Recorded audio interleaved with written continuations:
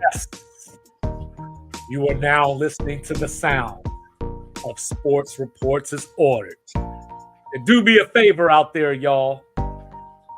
It's all free. Like, subscribe, share, YouTube, wherever you get your podcast, Instagram, Facebook, all of the above. One Click of the the notification bell on YouTube. Yes, sir. Share it with your grandma. We go live a couple of times a week. We appreciate anybody who tunes in, anybody who gives any comments, good, bad, or indifferent. It's all good.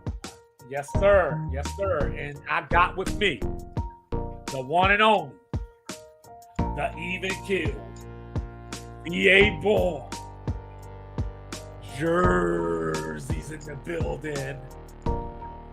Don't bring feelings to a fact fight. Not at all.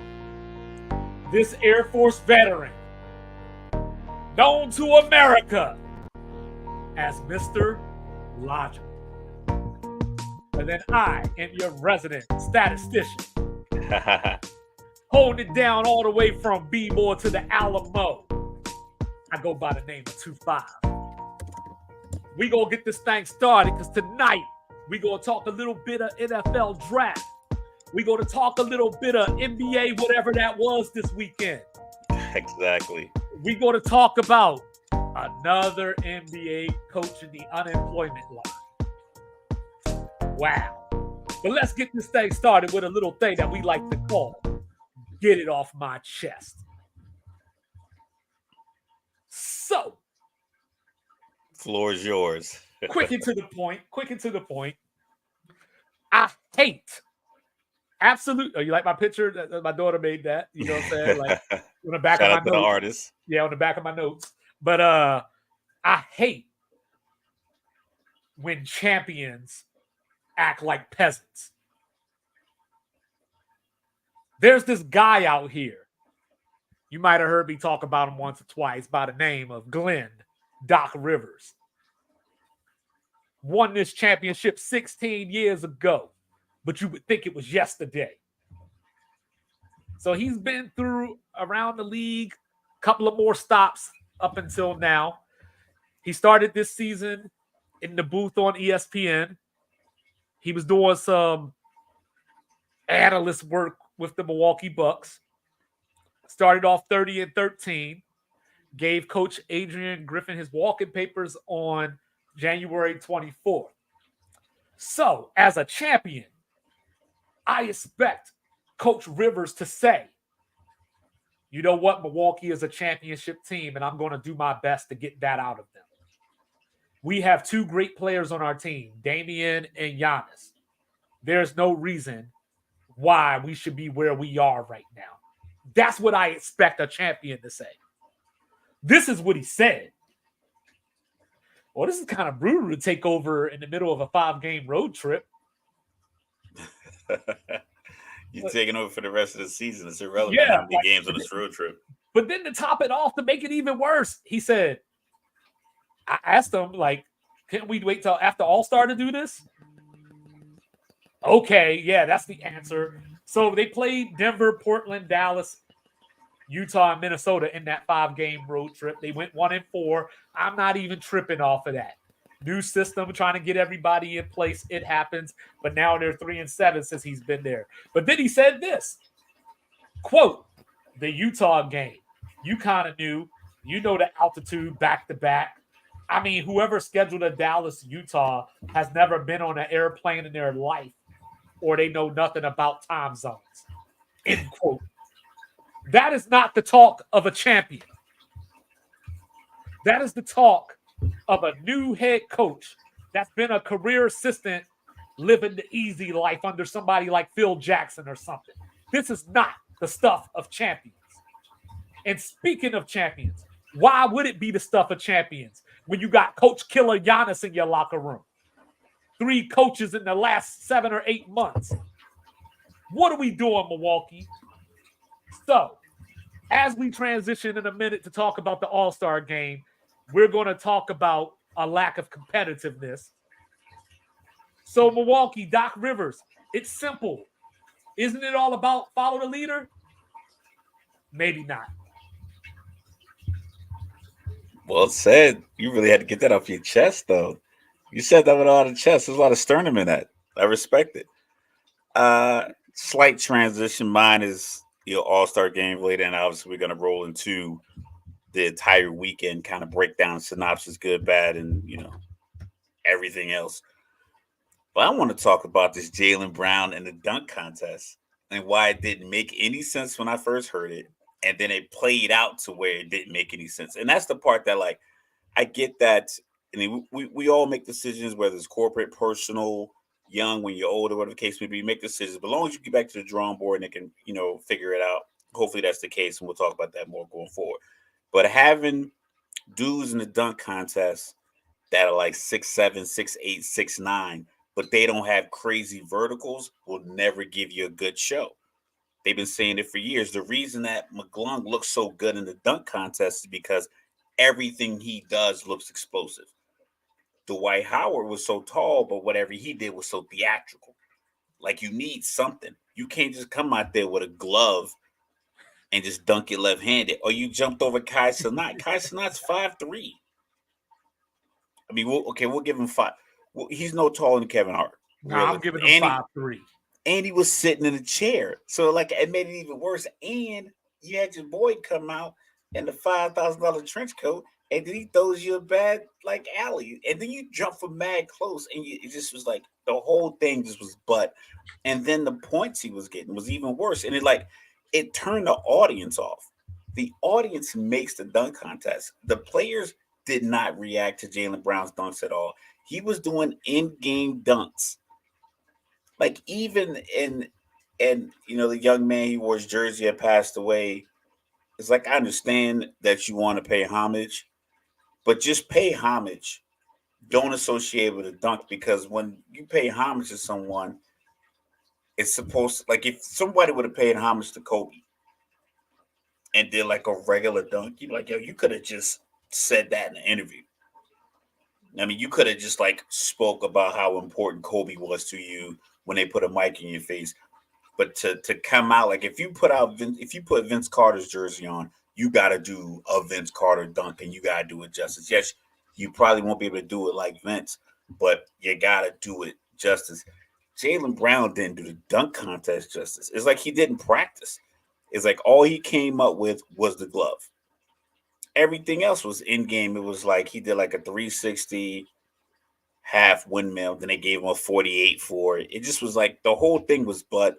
It was trash. It didn't look good. He covered his eyes mad late, and it's like, if you're gonna do the D Brown, and you did it in like a weird sequence.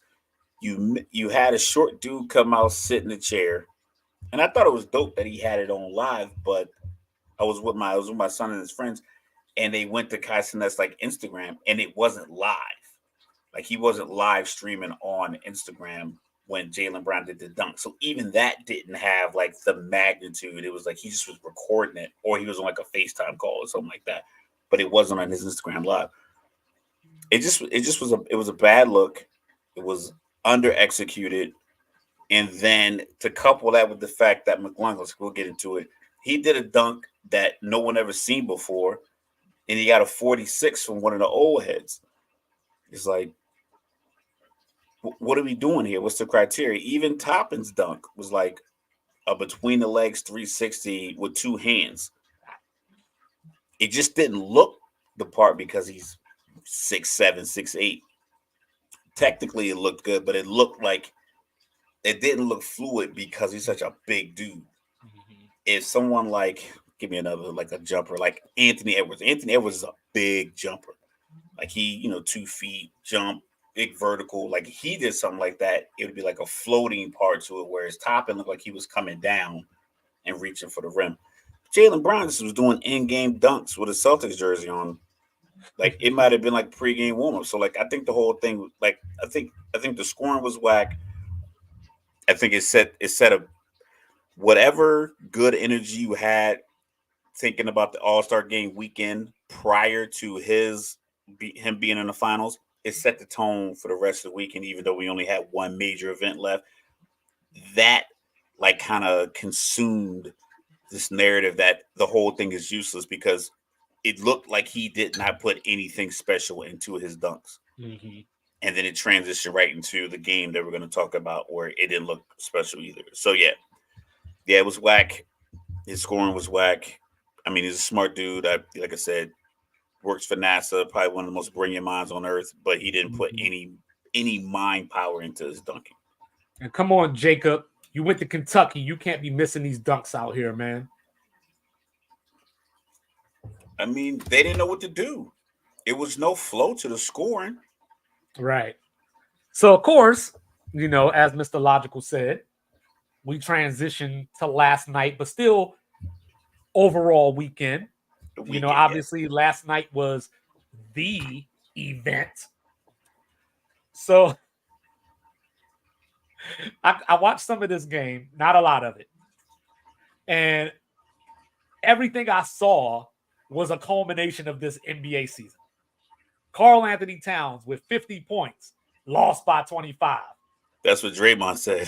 Draymond said, look like a temple. He's like, here we go. Cat got 40, is still down 20. The West with 97 3-point attempts. 97 3-point attempts. The whole game, 168 total 3-point attempts. What we doing, Mr. Logical? What we doing? Yo, realistically, and I'll like I said, I do a lot of youth sports, and I remember I tell a parent, like, listen, if you want your kid to play football, like that was the main sport. Football and lacrosse are the two contact sports that, like, I talk to a lot of parents. I was like, listen, as long as your kid is matching the intensity of the environment they're in, they're more likely going to be fine. Yes, you might get banged up, but you won't get a catastrophic injury because you're engaged mentally and physically in the action. Mm-hmm. We had a young man who was just kind of standing out there, like you got to give everyone playing time. He just was standing in the action, like standing straight up, and the kid got blocked into his leg. He had to get life flighted off the field, and it's very sad. But it's like, if you're in that moment, you see it coming, maybe you avoid that. But if you're not engaged in it physically and mentally, that's when you get hurt. So all these guys saying, oh, they don't play hard in the All-Star games, they don't want to get hurt. I'm like, you're more likely to get hurt bullshitting, trying to do a 360. Like Luka, he had like a nice little dunk, but he's not a big dunker. LeBron, right.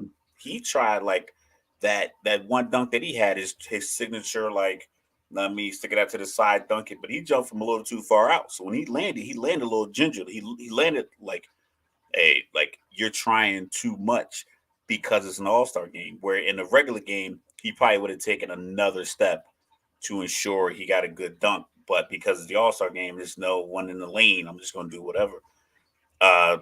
Just kind of you got 10 guys on the court. You get Dame Lillard just shooting a half-court shot. Yeah, maybe it goes in, maybe it doesn't. But you got Karl Anthony Towns really trying to crash the board, and Giannis is kind of standing there. And then he runs through Giannis or something like that. Like this, that kind of thing. Or someone, they're shooting all these threes. You get a guy that really wants to get a good putback dunk. Right. And then you have Luka just kind of standing there, and Dame goes up to get the putback dunk or whatever, and he bumps into Luka because Luka's not really trying to box out. He's just kind of standing there, and he gets injured that way. Like, that's more likely to happen versus, like, look at these guys during their summer runs when they go to like Lifetime. Yeah, I was going to bring that up. Yeah. Or when they go to like do the Drew League stuff.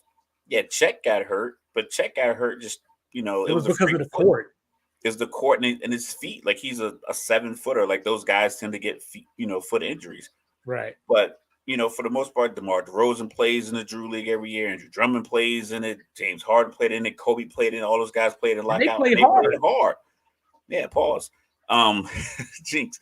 So so with the NBA All-Star game, with it being on that big of a stage, right? Knowing that the conversation, especially since last year, because last year was one of the worst ones. Like, I was drinking a beer watching the game, and I was falling asleep. Granted, I went snowboard earlier that day because I was out in Utah.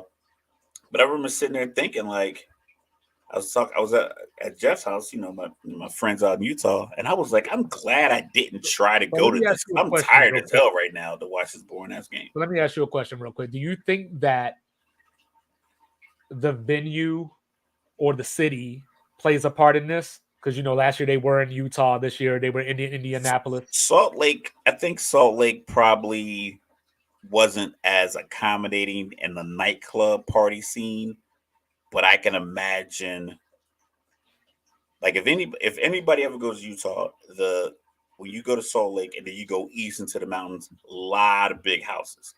So I imagine that NBA players, the club rules are different. Like the bars and clubs are not really big, they're not really designed for like these kind of big parties. I think guys probably did like a lot of big house parties. I could see like big Airbnbs or just like millionaires kind of loaning their houses, just different business connections. So I think guys they probably did a lot of that because, like I said, I was downtown Right. Saturday night and it was like there was no traffic. It wasn't like a lot of people trying to get to a certain block. Like literally, my boy, we drove around. We came right downtown. It was like a couple of barricades. We run around. We spun the block. We drove past the stadium. It was like no urgency to like direct traffic because there was like almost none. And Right. it was cold because it's February, but it wasn't. I was wearing a Nike hoodie and a Kyrie jersey over it. Like I wasn't bundled up, so it wasn't even that cold. But it just was nothing going on downtown. Whereas Indianapolis, maybe it was kind of the same vibe, but I think Well, I think they more probably had a people little bit more. were. I think more people were excited to see what was going to happen with Shannon Sharp and Mike Epps. I didn't even pay attention to that. I just saw the picture. They squashed whatever potted meat beef they had.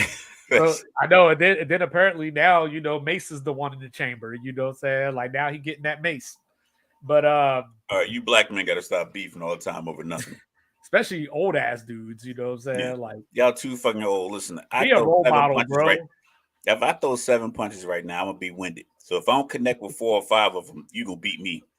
I don't know why these dudes out here acting like, your knees give out when you walk.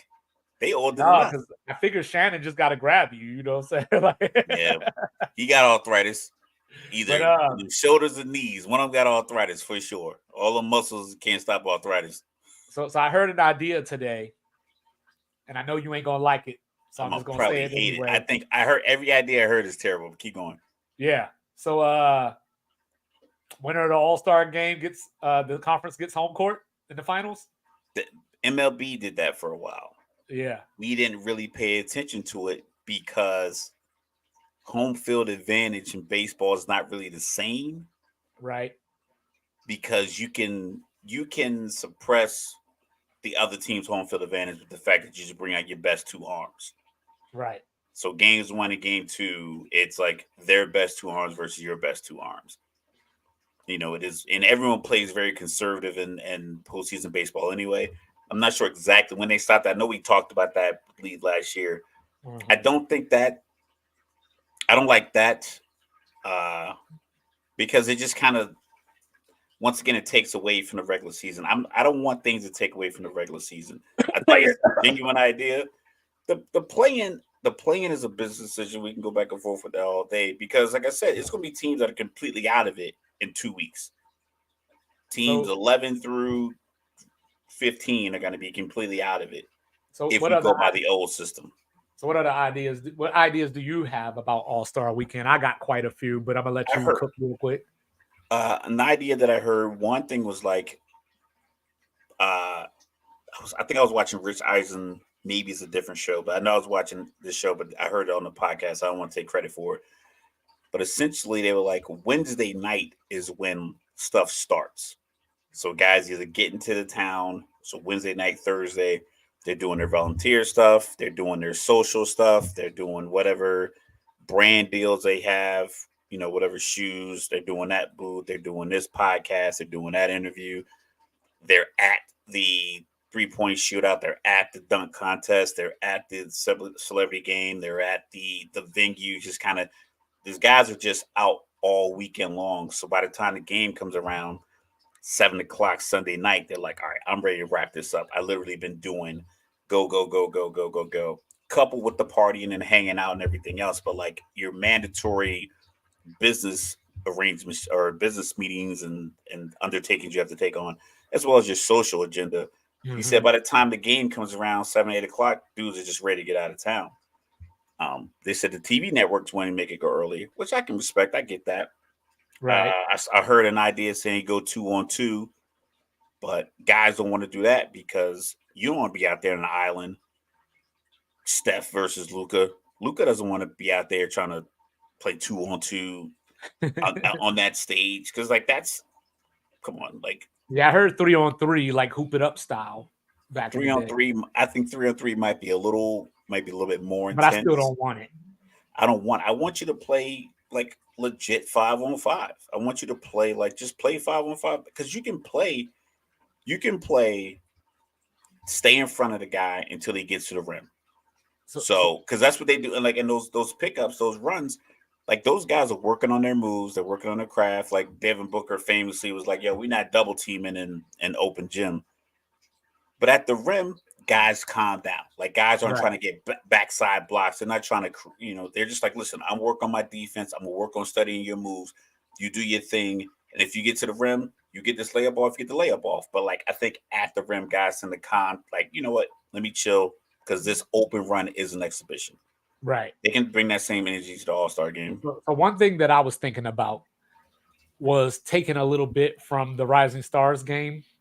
15 All-Stars, 3 5-man teams per conference, tournament style.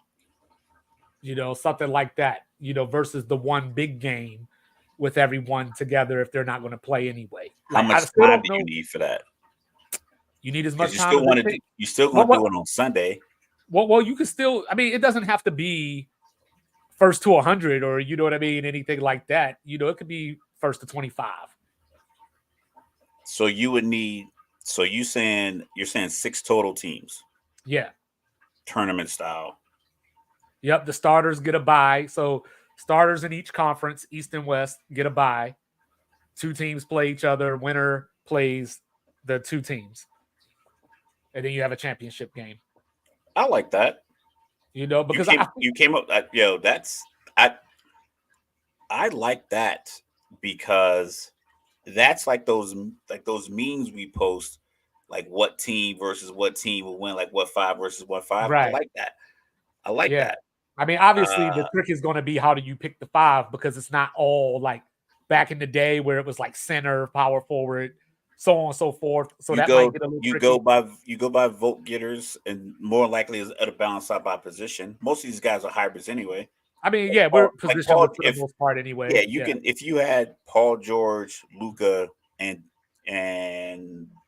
give me another Western like Devin Booker on one team. It wasn't like, oh, Devin Booker's got to be the point guard, right? But if you had like hypothetically Ayton, DeAndre Jordan, Jokic, like okay, yeah, you might want to break that up to get some smaller players in. But for the most part, I think if you go top 5 vote getters are starters. So yeah, and then the next 10 reserves. Break it up into 2.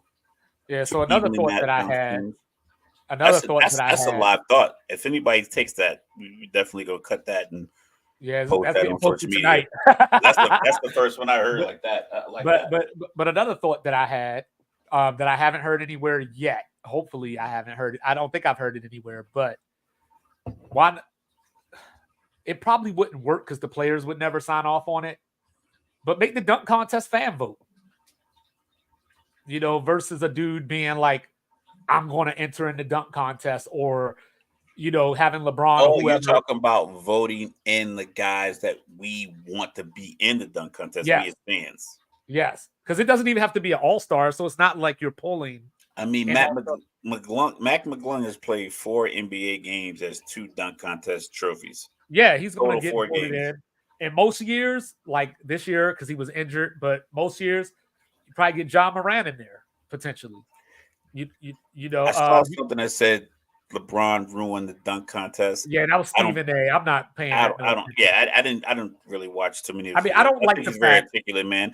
I don't like the fact that he didn't do it. Yeah, I don't like the fact because I think it would have looked dope because he is the anomaly. He is the 6'8" above the rim guy, the way Aaron Gordon was. Like everyone was shocked by Aaron Gordon. But I think we're also running out of dunks too. You know what I mean? Like, because I mean the dunks that like the dunks that like somebody like LeBron would do in a slam dunk contest is probably like what Jordan and them were doing in the slam dunk contest. Like it's not going to be Well, anything. Kobe did the East Bay in the 90s But he did between that the the year legs. after Harold Miner did the same thing. But that's what I'm saying. And like I said, I got the dunk contest on right now. Derek Jones just did it over two of his friends. Yeah, he was one So of it's the the dudes I was same. going to mention. He was one of the dudes I was going It's to the mention. same dunk, but it's some variation to it. This is an Right. idea that I had. I think I might have said it on the show before in a conversation with you. Get one of these professional dunkers, these YouTube Yep. dunkers, Yep. pair them with a real NBA dunker, not like, no disrespect to Jaylen Brown, but he's not a real dunker. Right. Like one of these Gerald Green. I mean, the end game dunk Gerald Green had against Houston when he played for the Nets, and the dudes from Houston had to hold themselves down before they jumped off the bench when he Right. caught the alley oop and he windmilled it.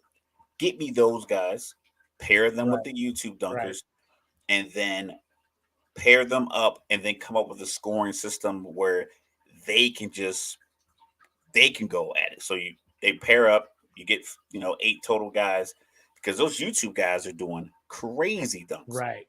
Yeah. And then So you get them together for like a month before the dunk contest. Let them work at it. Let them get them access to the facility. Like make it to where it's like, listen, we want this to be a show, so we're going to do this. Get yeah, whatever so I had insurance some you got to get names that cleared I to was get them thinking on. about. Like, so I came up with like Ja Morant, Derek Jones, Kaminga, Obi Toppin, Anthony Edwards, and Shaden Sharp. Like that would be like my initial fan vote, for the dunk contest, because I think at this point the fans want to see dunks. They want to see a great dunk contest. Like the dunk contest was the most popular event at one point in time. Yeah, and You, they you, still got it clean. They still got it bad and clean up, and yeah, it's and like, it's still nah, you and it's should still move prime that. time. Yeah, so or if you wanted to do some promotion, you could bring G League players out there. You already got McClung out there, Yeah, but I don't. you But I don't can. know if the Like I G said, League. I don't know if the G League has their own dunk contest. see, that's the thing. What you need, and what Reggie Miller was spitting the other night, he was like, you need named players in the dunk contest. He's like, the Yeah, 3-point contest is full of all-stars. He's like, Anthony Edwards. He's like, Anthony Edwards is here, an all-star, and not in dunk contest. right. He should be. Like he should be. It shouldn't. I wouldn't make it mandatory, but the expectation that you love your in-game dunking on people highlights, you should come out here and do the dunk contest. But like I said, it's another one of those. It's the end of the night. Guy's been there 4 or 5 days already, Right. and it's like, what's the incentive? I don't know if it needs to be monetary. Yeah, keep in mind, like I'm over the tired of past money. few years, No money. No money. Because you already given them 500,000. The winning team 500,000 for the in season tournament. I think it was SGA either last year or the year before. He was talking about like pay me to play the All-Star game. Like, dude, this is your first All-Star game. Chill out. Yeah, the skills challenge, the hole was way too big I'm for the done with it. ball. Done with it. No skill challenge for me. Yes, it was just, You and you then know what I Anthony was was out there thinking shooting about? left-handed. That was weird. You Like, you know what I was thinking about earlier? I was thinking about those old school Michael Jordan and Larry Bird commercials. Like out the window, around the corner, through the window, off the ceiling, nothing but net. yeah. Like why not make some kind of crazy fancy like horse type game? Well, the problem is you can only get a couple of guys out there once, and then if the shots don't go in, it's like, I mean, I I'd don't rather think I watch don't think that that's than dudes miss dunks. I don't think that's sustainable entertainment. Like I said, I'd rather you attempt a crazy dunk. My problem is I need you to look like Jaquez from Miami. Like you're not a high flyer. Like, okay, look at this Aaron Gordon dunk when he jumped over Taco Fall, even though he's a high flyer. Right. Derek Jones is a high flyer. Zach LaVine, they're high flyers. So like their dunks. So when they're doing these rotations, it's their rotation like they're going up in a corkscrew. These other guys, you have to get guys. You already measured them at the combine. Who has 44-inch vertical? Do you Get think that guy. Let that guy know in training camp. Hey, you are going to be one of our 16 guys, or every team, every high flyer on every team, one or two of them. Let the team know, like, hey, your guys, one of these two guys is going to be a candidate that we select down to our, like you said, like the fan vote. So get your high flyers, submit them to the league, and then really put effort into it. Because it's not Yeah, like because I it's mean gonna it's supposed to be put. for the fans. So, and that's why I think like I'm not saying give the fans full control because that's going to get out of control too, but just something. But do you think as far as the actual All-Star game itself, do you think we're past the point of leadership and culture? Like say for instance, like you got East and West, you got Giannis in one locker room, you got LeBron in one locker room, the headsmen, if you will, so to speak. They walk in and they like, yo, I want to win this game tonight, or we need to win this game tonight. You think we passed that? Like, you think that would resonate? People would be like, yo, LeBron said, or do you think people would be like, man, get your old ass out of here? It, it would, and it would matter next year if they took it serious this year. Like the East versus West, it would have been it would have gotten back to that like part where we do this every year, where we're going Uh-huh. for it every year. And because it was so lackadaisical this year, and we're already trying to figure out new ways to make it better. It just doesn't work. Like the first year, like like they talk about like the final 4 or 5 minutes of every fourth quarter, it gets competitive, and people love it. We talk about Iverson. I think he dropped like 17 points in like 3 minutes to bring the East back one year, and then Kobe, the year that Kobe and his daughter and their teammates tragically passed. Guys wanted it that year, and they played pretty tough. I mean, they even had like Kyle Lowry intentionally fouled AD, but that was for Kobe, like that. Right. That. Right. But since, like I said, since the narrative surrounding these players as individuals, I think it's bigger than whatever their team alliance is. Because Mhm. we talk about people like people aren't Lakers fans; they're LeBron fans. People aren't Bucks fans; they're Dame fans. Right. So doing it for team isn't the same thing. You got a few Celtics guys out there, but their Celtic stars are homegrown guys. But a lot of these other teams, you got Dallas fans or Luca guys. But if Luca ends up in Denver somehow, those Luca fans from wherever are going to be, Yeah, they're in gonna go be Denver Nugget fans. watching Yeah. games. Yeah, they're going to be Nugget fans. So I think the fact that teams and players and ownership and GMs and everyone's kind of moving these pieces all the time. Like you talked about Doc Rivers taking over a team that was for a guy that got fired when they were 30-13.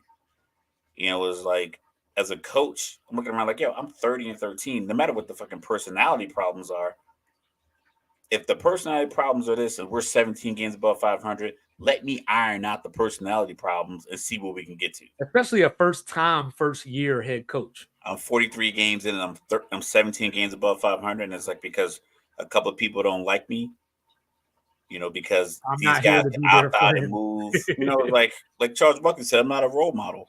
Yeah. Well, I would want it to work out, but I'm not sure that the allegiance to a team really exists in sports. We talk about it with college sports and guys moving around and coaches moving around and players moving around at the profile level, like the high profile Mhm. players moving at the same, clip as high profile coaches. Same thing in the NBA. Like there's no reason realistically for us to think at the beginning of last year, at some point, Devin Booker and KD and Chris Paul are going to be on the same team. Right. What I mean? Or like Bradley Bill, Booker, and KD on the team this year. Like there was no reason to really think that, but it happens. Dame and Giannis on the same team. Right. Like, but that was a GM made. It wasn't like a guy opted out of his deal. Like a GM made that move. James Harden, Right. Russ, Kawhi, and Paul George on the same team. So it's like the I think the player movement and the way the players individually think of themselves and how they individually think of their legacy. I don't know if the All Star game resonates with them That the way makes it sense. should be. That makes sense. But while we're in the NBA, we might as well stick around the association and talk about Brooklyn firing head coach Jock Vaughn.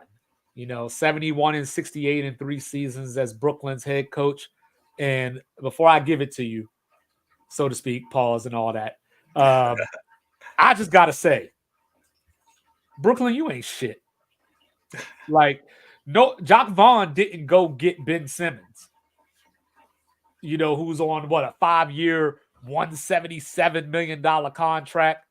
And he's played 12 games this year, if that. So that I'll wasn't look him. it up. I'll look up the exact number. That wasn't him. No, I got it right here, actually. Yeah, it is 12 this year. He played 42 last year. He's averaging 6.8 points and a little over 8 rebounds this season in those games. You had Dinwiddie, who, they just traded, who was shooting 39% on the season, not from three, 39%, 32 from three.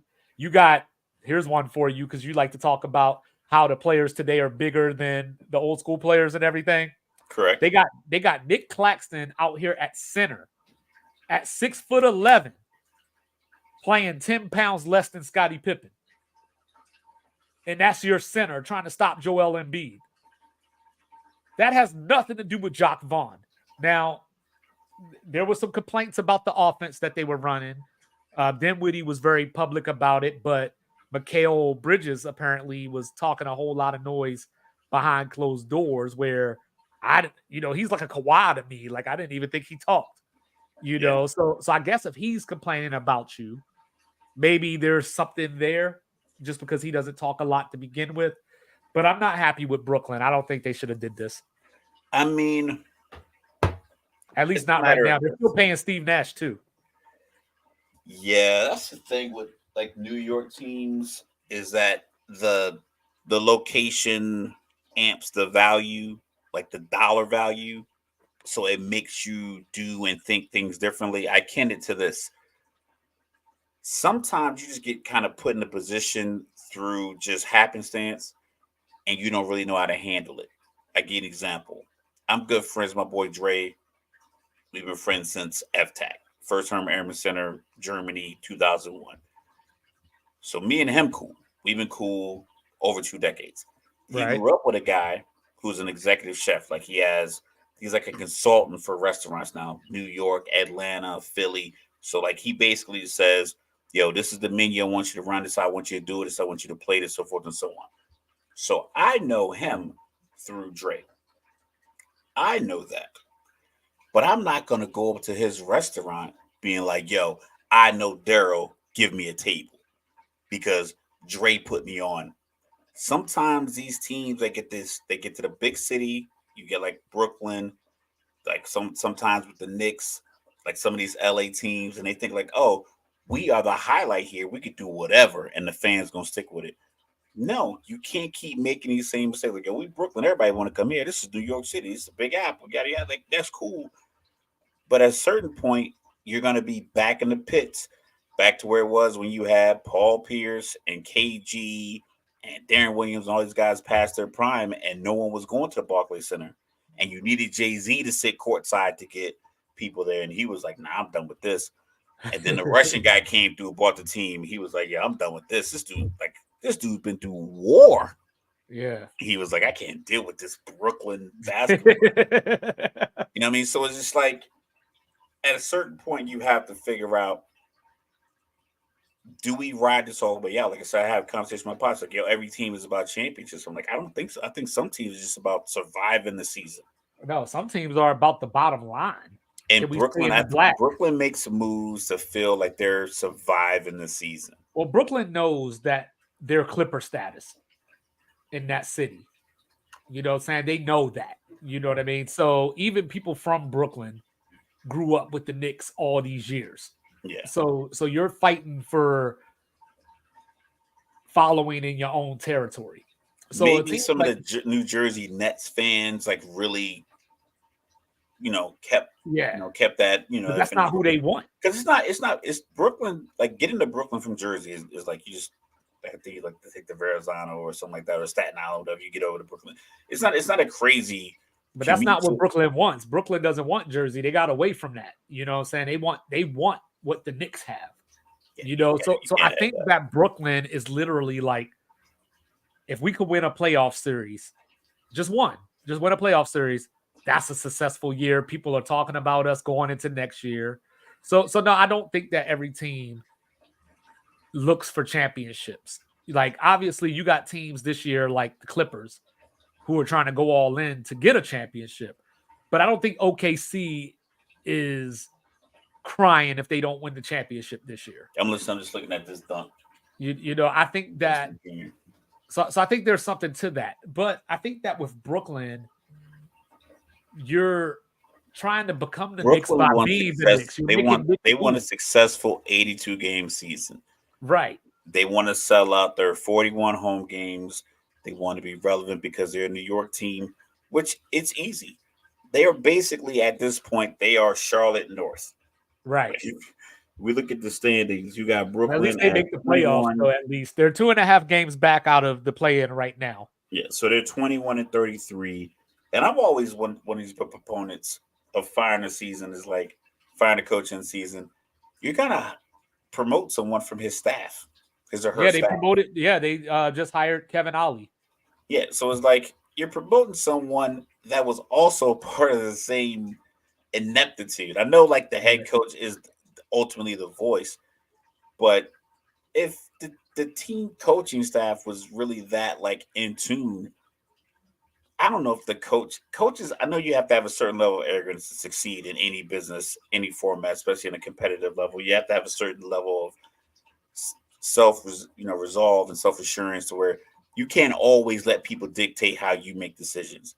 But if you got people on your staff and you have offensive problems and you can't go to any of them and get that information, then they fire you, and then the team goes to that person. It's like, where were you at a week ago when we had 89 points versus the Wizards? Where were you 2 weeks ago when we went 7 for 41 from three? Like, where was your great game plan then? But yeah, you put them in position and you kind of hope. And maybe some guys turn around, because I know a coach's attitude can really affect, just like it's anything. It's like changing your job. Like, you're the same person, but you might be more motivated going to a different location, just a different building. Right. Even in your same peripheral, like I knew Air Force people was like, sometimes like guys didn't like working in the building. Some guys like being on the flight line. And it was like, listen, I don't like doing this part of the job. I want to go do this part. And you can succeed. Right. But, so with Brooklyn, I wish him the best. I mean, this Joe Tsai guy probably has plenty of money. He can pay these guys whatever they owed, but in the same sense. Yeah. Don't forget, he was the one that wouldn't trade Kyrie to the Lakers. Once, like, Ocean's 11, one of my favorite movies. I might watch it tonight. Brad Pitt was teaching Topher Grace and all these little young Hollywood stars like poker. And he's like, what's the first rule of poker? And he was like, leave your emotions at the door. When it comes to a business deal, you got to check your emotions. Because I think the Lakers probably would have sweetened the pot a little bit if he really would have made it like, listen, I'll give you Kyrie and maybe Cam Thomas or something. Because like people were really feeling him anyway. Right. You consider him a throwing. But the Lakers could look at it like, we'll get a couple players. Granted, they're small guards, but now, hey, what you want to do for us? Fatten this pot and let's make this deal happen.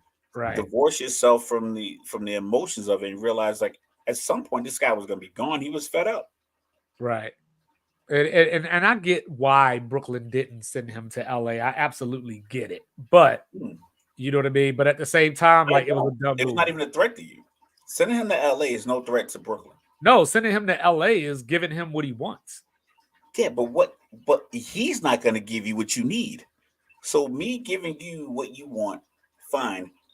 No, there's background though. You remember all the other stuff that was. No, I'm not saying that I would do it. And they put him. I'm not saying I would do it. I'm just saying that with all the other stuff that was going on. But as a business, why do I care about what you do personally if you want to go somewhere else? If I can use you as a bargaining chip, have pride. That's why. Oh, cool. And I would have had some picks. Non-successful ones. I would have had some picks. I would have had some players. I probably would have got maybe Russell Westbrook. He's a former MVP, perennial all-star, coach on the floor. I'd get something versus just headlines. Like, I don't want to be the NBA's Dallas Cowboys. And I think a lot of teams are putting themselves in a position where, like, that's all they are. Right. You're not making any headline moves. You're just making moves to be relevant. And it's like you're playing in one of the most popular businesses and sports in the world. You're going to be relevant if you perform.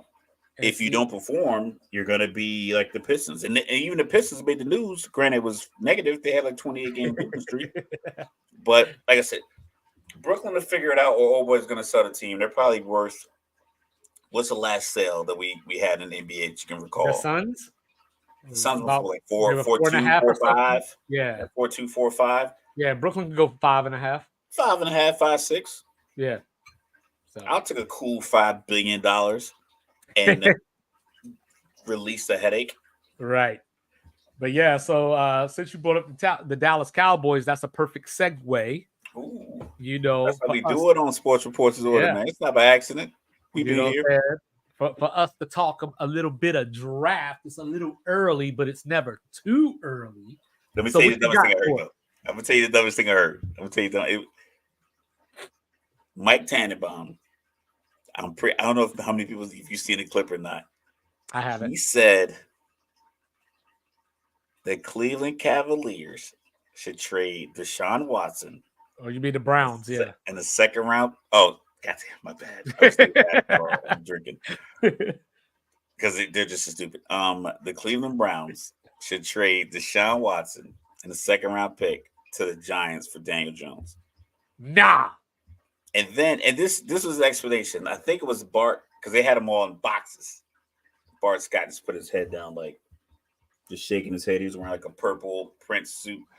Like, I have to admit, I'm no GM by any means, but that's the dumbest thing I ever heard. Well, that's why he doesn't have a job. He's working for the Jets. You can be so inadequate and keep your job with the Jets. Look at Robert Saleh and Zach Wilson and everybody else is. Yeah, they had the They got 6 or offensive 7, and 8 years. defensive rookie of the year last year and didn't make the playoffs. So you can come up short schematically, mentally, and still keep your job as the Jets, but he couldn't. His rationale for the deal for the Giants was that you get a guy in Deshaun Watson who kept saying he's only 29 years old and he has 3 years at like $46 million left guaranteed on this Right. deal. And he was like, per the current market, that's a steal. And they were like, yeah, but he hasn't been good since there weren't fans in the stands in 2020.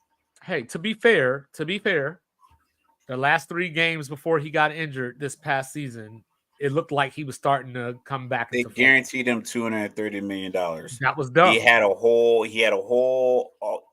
even if he didn't play games, I know you can't replicate game speed in practice, but guys come back from injuries, suspensions, time off, getting traded, whatever the case may be, and they look like Baker Mayfield went everywhere, and everywhere he looked, he looked like the Baker Mayfield, the good Baker Mayfield from Cleveland. No matter where he went to, what was it, 4 different teams, Carolina, the Rams, Carolina, Rams, and Tampa. then Tampa Bay. Yeah. He looked like he was ready to go. You see wasn't it guys also- transfer in college, and like they go from one school to another school, and they look the part. Deshaun Watson hasn't looked the part. Also, you just signed Daniel Jones to this big deal, and he has a neck injury and an ACL injury. Like, Cleveland's already made, probably, we're looking at it between the Russell Wilson deal and the Deshaun Watson deal, as far as what each one of these teams gave up to Right. get this quarterback to come to their second team. It's neck and neck for bad trades. Deshaun Watson's bad because his whole contract was guaranteed at $230 when no one was going to do it. Like, no one was going to give him a fully guaranteed contract. Wasn't it also the Rich Eisen show where they had somebody on there saying, get rid of Tua to bring in Michael Penix? That Tannenbaum's on ESPN on Get Up. The Tua Penix thing is very similar to the Caleb Williams Justin Fields thing. Mm-hmm. because they're What both in the works? same boat. It works. I look at it like this. I think all four options for both teams work. I think keeping Tua and giving him, negotiating some kind of deal, franchise, whatever the case may be, I think that works for Miami. But I also think if you don't want to do that, you just like, you know what? I want to see if we can get a young quarterback and then go another another tight end. Yeah, let's give up a Get it. left-handed injured quarterback for a left-handed injured quarterback. No, that's what I'm saying. Though. I'm thinking optimistically. Everybody can get injured. Everybody can get hurt. Daniel But these Jones was two have a injury history prone. of getting injured. Daniel Jones was injury prone, and he hurt his neck and his ACL in the same season. Like it happens. It sucks. Tom Brady was never injury prone, and he missed a whole year of the ACL because he got hit low. It happens. If he's pulling muscles, pulling hamstrings, and he's like out of shape, and that's why he's getting injured. But if you're getting hit by 300-pound dudes to get hurt, I can't be like, oh, you should have been able to we don't survive do the soft tissue around here. Yeah. Yeah, we're not doing that no more. No more shots. But if you look at if you don't do that and you take Penix, you reset your cap, you can go out and maybe say, hey, Chris Jones, we'll give you $35 million a year for 3 years. You can say, hey, Von Miller, you got another couple of years, and whatever the case, whatever move you feel you need to make to bolster your defense, and then run the same offense because you got a left-handed guy in there. It's kind of frail, same concept, just younger, maybe a little bigger. So it's the same thing with Justin Fields and Caleb Williams. You can keep Justin Fields and run it back, or you move Justin, and then you bring Caleb Williams in. You reset your price point, and then you go out and maybe you call Chris Jones, or you call one of these top defensive linemen that are out there available. Hell, Maybe, keep Jalen Johnson, who's a free agent right now. Maybe you get, you got a guy like Calais Campbell. Yeah, maybe you get him to come back for a 16, 17 year, but you can pay him a little bit. I know it's not like a trendy pick, but maybe you get Odell to come there because you can pay him a little. Like I'm just talking because I don't know like the list of free. Thomas. I mean, but you have that because you're resetting the QB market, because not as if the current QB you had is so solidified in their spot that they can't be replaced. So, but like I said, the Daniel Jones, Deshaun Watson thing didn't make any sense. I don't foresee. So we got the first 3 picks. So we got Caleb Williams. So you got Chicago, Washington, New England. Yeah. And then Arizona's at 4. I saw something that made a lot of sense. I think it was Dan Graziano. And he said if you got Caleb Williams at a 70 grade, whatever scale you're using, you got him at a 70. And you're watching that too. But Drake Mays a 64. And then Jalen Daniels is 63, and then Penix is a 62. It's like, why try to move heaven and earth to get up to 1 to Chicago just to get Caleb Williams, where if you miss on Caleb Williams, like, I still got Drake Mason right there. Yeah. I got options. So I think Chicago is going to be in a situation where either if they're smart, they'll take a reasonable roster building deal for Justin Fields. A couple of second-round picks, maybe a third from a team like Atlanta, or you ship him to the AFC. Maybe a team like, let me think, who Denver? You would have to take Russ. The Raiders. The Raiders are probably going to part ways with. Well, I know that they want Jimmy. Well, I know they're interested in Jaden Daniels, due to his relationship with Antonio Pierce. Yeah, but you get Justin Fields at 6'4", 220, probably about 12, 15 pounds heavier than 220, 30. I think he came out 6'4", 6'3.5", 6'4", 230. You bring him into Las Vegas. But like I said, Chicago's going to have to be willing to take a couple of 2s and a 3, because I think I don't know if teams are desperate enough to go hard for Justin Fields with number 1 pick, considering that they know Chicago has to move him. Well, that's what I was thinking about. there's a bunch of teams like once you get to Atlanta, at let's see, are they 8 or 9? They're 8. Atlanta's at 8, yeah. Yeah, they're at 8. You got Minnesota at 11, Denver at 12, and Las Vegas at 13. So I would think one, if not two of those teams would try to call New England to see if New England is interested in moving down. But New England needs a QB. They need Maybe. They might not want. I mean, you got McCorkle, he's got no weapons. So do you go Marvin Harrison there? You could and run it back with McCorkle. You could. Who's your OC? What OC did they bring back? They brought in Alex Van Pelt from Cleveland. They run the ball heavy there. They got Ramondre Stevenson and Zeke, which is pretty. Yeah, I don't think either one of those are real difference makers.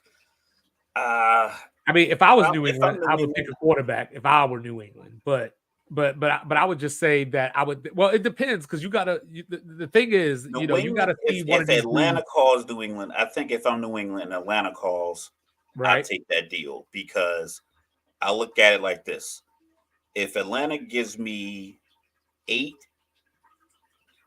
and a first next year, and like give me 8, a second this year, and a first next year, right?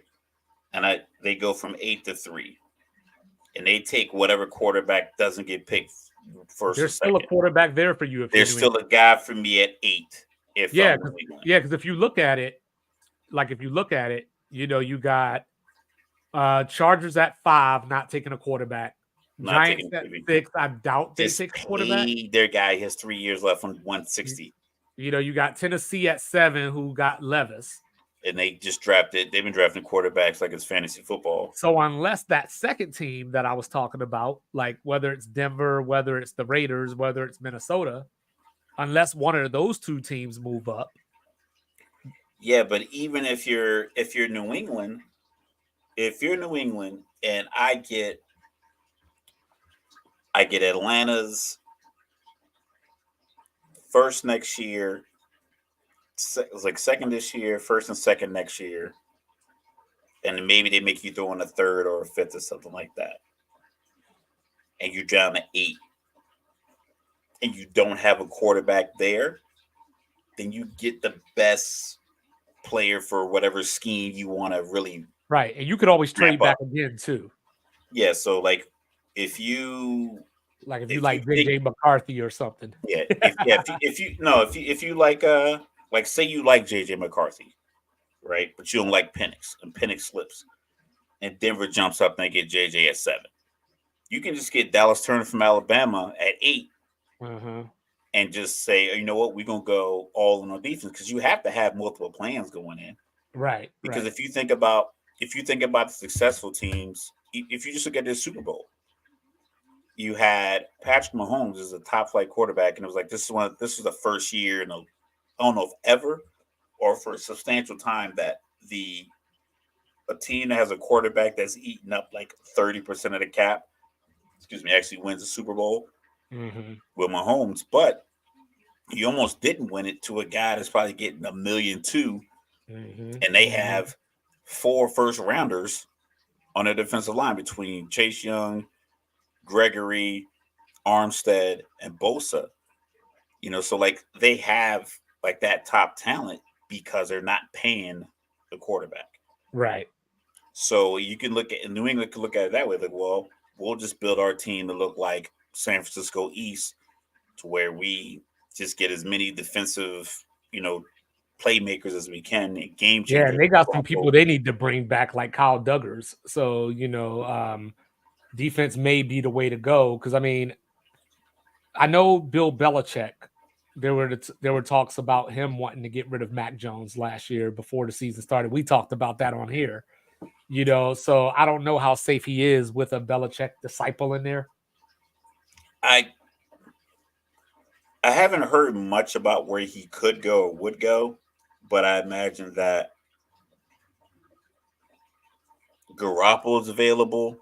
Yeah, he just got cut. Yep. Or he's supposed to get cut at least. after the suspension or like some kind of way he can get cut. Getting fired on his day off.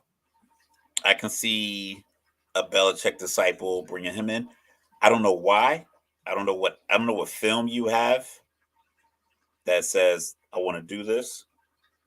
They better New not Orleans do not getting that. a quarterback. Indy's not getting a quarterback. Jacksonville's not getting a quarterback. Cincinnati's not getting a quarterback. The Rams, I could see Rams Potentially getting a McCarthy if he's still there, just as a backup to Stafford. Well, what I about? don't know why you would do that. I could see Seattle maybe taking a quarterback. Not in the first round. You know, Geno's in that second year of that 3-year deal. But yeah, like they have like one of the best young secondaries back-to-back years with these guys that were rookies and now second-year guys. I think they might be one of those teams that's like, you know what? Let's see if we can get like a good edge rusher, a linebacker, or something like that. Because most teams aren't that far away, and I don't believe any team is simply a quarterback away. Right. None of the teams that need quarterbacks are right there. Like you can make an argument. You can make an argument that Atlanta has talent. You can make an argument that provided that they bring Justin Jefferson back, you know, like Minnesota. Atlanta is a good quarterback away from winning their division. They are Ryan Tannehill away from winning their division. Right. Like a guy who can or a healthy Kirk Cousins. I don't know if they are rookie quarterback, especially at 8. No. If they could get to 2, and I don't think I can't foresee Washington moving out of 2. No. Best case scenario, you can get to 3. And I mean, somebody might be able to strike luck with Arizona, you know, because or maybe Arizona's like they get fancy feet. Atlanta moves from 8 to 4, and they get Marvin Harrison Jr. And you pair him with Kyle Pitts, Bijan Robinson. That's what I was going to say. But even if you're I can get anybody here, veteran wise, to throw to that core. Yeah, even if you're Arizona, and you don't get Marvin Harrison Jr., you know, there's still Roma Dunze out there. Yeah, Roma Dunze. You know, there's still Malik Neighbors out there. So you're fine if you don't get Marvin. I mean, obviously, if he's your guy, if Atlanta calls Arizona and they want to move from 8 to 4, and they're going to give you a first next year, a second this year, and a second next year, you got to take it. Yeah, you got to. And then Atlanta get there like, yo, I'll take if you could get the 4 and get Marvin Harrison Jr. for the Falcons. I'm low key good with bringing in. I don't want to say a Garoppolo. I'm trying to give me a name that's like. Well, I know Tannehill is rumored to try to squeeze Jameis out of New Orleans. A confident, big arm guy. You got him big targets. You see what he did with Godwin. He got a laser surgery in his eyes. People follow him. Sometimes, you know, certain occasions, every once in a while, might be off a cliff, but you bounce back from things like that. Right. I think there's guys. I know. I think Jake Browning is a guy that I think teams might look at. I don't know what the Cincinnati contract situation looking like, but I think he looked the part coming down the stretch last year for Cincinnati. Kirk Cousins, I don't know what that Achilles rehab is looking like because, you know, Aaron Rodgers, they was all talking about he's going to play by Christmas. It's like no one does that. Well, luckily, Kirk Cousins isn't a Lamar Jackson type quarterback. Yeah, everybody need Achilles. No, I know, but I'm just saying he's not dependent on his legs in that way, at least. He need to get out of the way because he's not that mobile, so he needs every bit of mobility. You see that thing Dak was doing? All the guys are doing that now. But he needs every bit of mobility to get out of the way. But like, I don't know what Denver. I know sometimes it feels like you're playing fantasy football, but it's like Denver seems like the type that would like Bo Nix. But I think you can get him later. But I think you can get him later. I'm looking at it like this. I think the last few years we've all had this conversation about the draft. You and I had it before we even had this great show that we've been blessed to work on for over a year. Chicago's in a position to really make that early noise and get like sustainable pieces. I just don't know. Like we talked about it. Leave your emotions at the door. Right. If you get a low ball offer from Cincinnati, don't don't blow them off. Milk it a little bit because you got time. You got one and you got nine. So if they call you with a deal trying to get, granted, I know they're not going to do it, but you got a team like, say the Chargers want to get to one, just hypothetically. Don't just be like, nah, be good. Play it against people. Like, listen, can't give you one, but what you trying to do about this nine? We got nine for you, or you like I don't know. I think they're in a position of where I think they have pieces to move. The Justin Fields piece is going to be huge because I think the narrative surrounding him is that Chicago didn't deploy him properly. Right. So if you get a guy like, I don't know if you go see Sean Payton, you got to go straight up for him and Russ. Like they not making that deal unless Denver can move Russ Right. to Minnesota. Minnesota puts Cousins on the pup list, and then when he comes back, they move him. And then Chicago, like you would need a lot of dominoes to fall into place. But I think Chicago's in a position to where they might be able to do what Houston did. You get your quarterback, you move some pieces, you get your next top rookie. You might be able to get back to maybe Arizona unless you get back to 4. And then you get Caleb Williams and Marvin Harrison Jr. That's what I thought the original plan was going to be once they They got the kept number one winning. draft pick. No, I know. No, But if they would have like they won a game against Atlanta.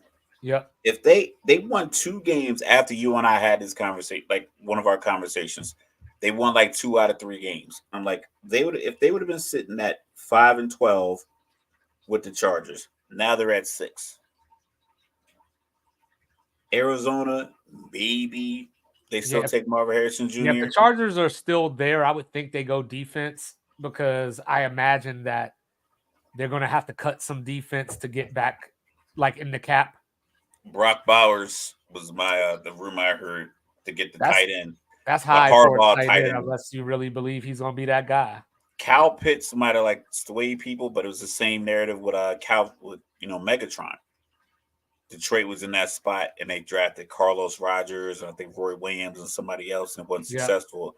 And I remember Mel Kiper said, it might have been Mel Kiper, I could be wrong. He was like, maybe it was Jaworski. He was like, that has nothing to do.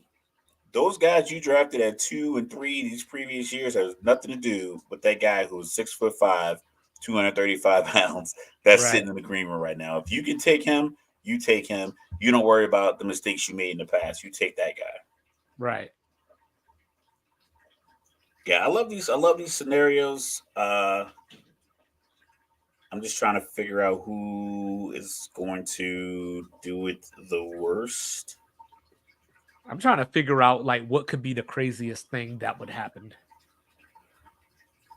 Like something like Kansas City trying to move up to get a Dunze or something like that. Kansas City at 32 would have to get probably, if it all pans out, if we go like this, I'm looking at the draft right now. We got Chicago quarterback, Washington quarterback, New England quarterback, Arizona wide receiver, Marvin Harrison Jr. Chargers take a tight end. Giants wide receiver or offensive lineman? I would go lineman. Seems like a conservative Mara kind of move. Because I feel like, like the Giants need a receiver that is proven. Like they got Jalen Hyatt last year. They still got Slayton. So I think you need that vet right now, like to solidify your receiving core. So I would go lineman and then get a receiver later. Like, Tennessee probably goes lineman as well to protect Levis. Atlanta No moves are made. I'm gonna say they go edge of some kind. Dallas Turner, maybe. Dallas Turner, maybe. Depends on how they feel because they, like I said, they passed on Jalen Carter last year, so I Yeah. don't know if they have a different scale that they're looking at. Maybe they They don't got a want new coach now. the guy new coach who's the old Yeah. coach. Chicago goes. Wide receiver. Maybe they get neighbors there. Chicago goes neighbors or Doomsday. The Jets. Who Aaron knows? Rodgers coming back. You kicker. maybe. Minnesota.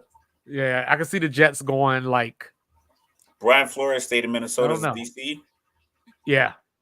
I say they go defense. Denver.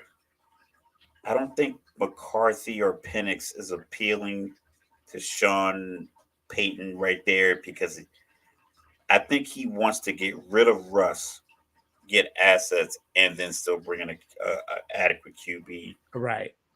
Then you got the Raiders, who are probably going Raiders quarterback if they're still there. quarterback. I don't know if they go quarterback. I think Yeah, Antonio Pierce goes if veteran. if they don't trade up, like I said, it depends on what happens. Obviously, prior to that, Yeah, he recruited Jalen Daniels, so he has the relationship the way that Kingsbury has the relationship with Caleb Williams. You got that he's part gonna of have to it. get to 3. You also, well, we know there's always a quarterback that we expect to go high that drops. And in the recent years, we expected that because all the quarterbacks that were getting drafted, none of them were. Uh, I'm trying to find a good because I don't want to Like dismiss their franchise talent. quarterbacks, basically. Like they They they weren't weren't they weren't college franchise guys. Like Desmond Ritter was a good quarterback, but he wasn't breaking records at Cincinnati. He just right. was effective. He didn't cost them games. He was an effective, heady guy. I think he's older. He was married, mature. So I think he spent time studying film because he was like married with a kid on the way for the last couple of years he was in school. And I think that just made him better in that environment at that level. Right. Uh what's the boy name out of Liberty that went to Malik Malik Willis. Willis? Yeah. He was being touted as the next whatever guy that people are sleeping on. And Right. then Kenny Pickett was like the homegrown guy in Pitt. So they were selling us like a bag of goods on those 3 guys. Right. Whereas Drake May, big body, he's been the consistent number 1 or number 2 overall pick for the last couple of years. Caleb Williams won the Heisman, and then he came back and essentially had the same numbers. So the USC's defense was terrible, and then Jaden Daniels just won the Heisman. So those 3 guys are Yeah, blue you still got chippers. Penix. Yeah.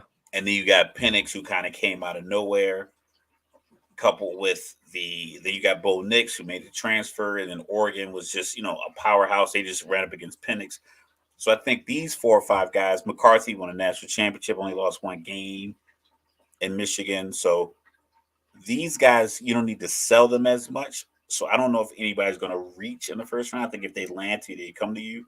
But if you want Jaden Daniels, you got to get the 3. Okay.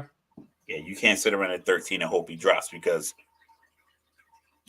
the video of the people, the video of his former teammates shitting on him at his locker, that in of itself shows his maturity. Because he didn't, as far as the video we saw, all he did was continue to pack his stuff up. Right. Went to LSU, SEC, where football matters more, and then won a Heisman, 50 touchdowns and 4 interceptions. Drake May had 33 touchdowns and 9 interceptions. Mm-hmm. So yeah. So I guess you're hoping that Drake May can be Justin Herbert if you draft him. really, honestly, you hope it's Trevor Lawrence. Like not the hype of Trevor Lawrence, but what Trevor Lawrence does for Jacksonville. Mm-hmm. If you can get that out of Drake May, it's just the Dan Quinn element is going to be tough. That's going to be tough unless he knows I'm a defensive guy. I'm gonna go hands off. I'm gonna let you guys stack this offense. Just get me these type of bodies for Right. defense. Get me the LOB because that's what he did in Atlanta. All he did in Atlanta was give me LOB 2.0, give me a couple of linebackers. And he's like, we'll make it work. I'll teach them the scheme. They'll figure everything else out. Right. And then offensively, they went got Sanu, Shanahan, Matt Ryan MVP numbers. Give me 2 running backs. They had what's the boy named Austin Hooper. Offense was stacked. Wasn't a lot of names on defense. Bunch of young guys, but give me these guys that look like coach Cam them up. Chancellor. Let me coach them up. Let me show them nothing but Seattle film. Yeah. And they play like they were watching Seattle film. Yeah. So yeah, I'm interested. I'm here for it. I wish the draft was coming up sooner. It's still 2 months away. Oh no, I need to hear more ridiculousness. I know. That's what I'm saying. I could see something going down. I mean, it always does, but I need something leaked from a camp.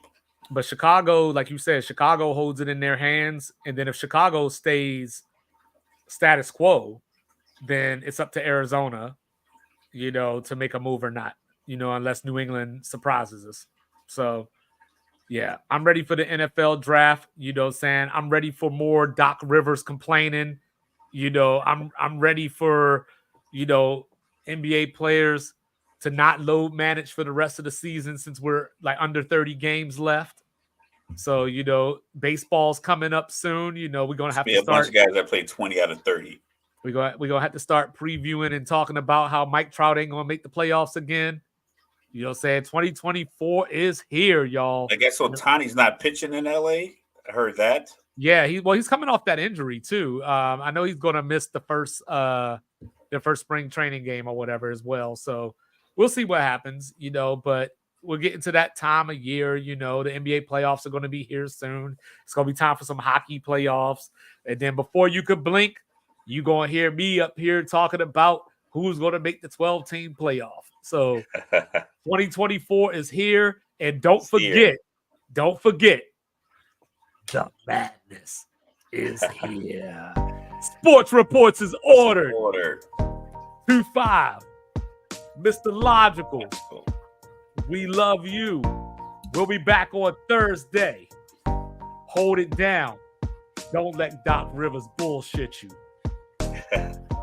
Good night, Grandma. Peace.